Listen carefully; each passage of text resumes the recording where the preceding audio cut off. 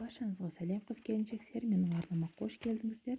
Бүгін сіздермен бірге Қытай сайтынан алдыртқан заттарыма распаковка жасайтын боламыз. Негізі көп зат алдыртамын. Бұл распаковканы түсіруімнен мақсат менің өзімнің ас үйіме қажетті заттарды алдыртқандықтан, яғни менің каналымның дамуына және де түсірген рецепттерімнің әдемі шығуына осы сәндік заттарды алдыртқан болатынмын.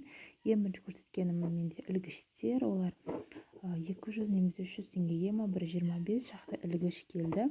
Ал бұл екіншісі бізде ваза, сәндікке, яғни видеоға түсірген кезде менде әдемі фон болу үшін сол мақсатта заказ берген болатынмын.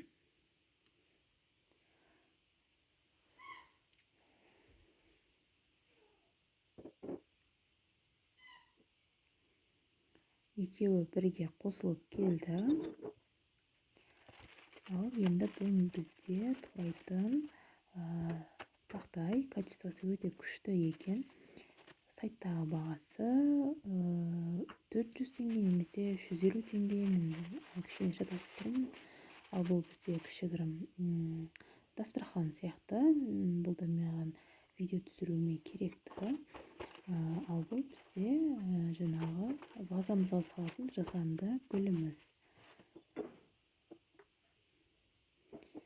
Мінекей осымен ас үйге керекті заттарым аяқталды. Ал бұл менің өзімнің заказым.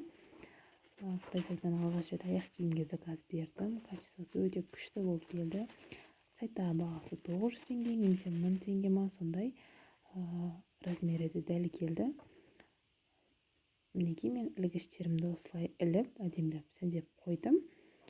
Ал бұл менің вазам.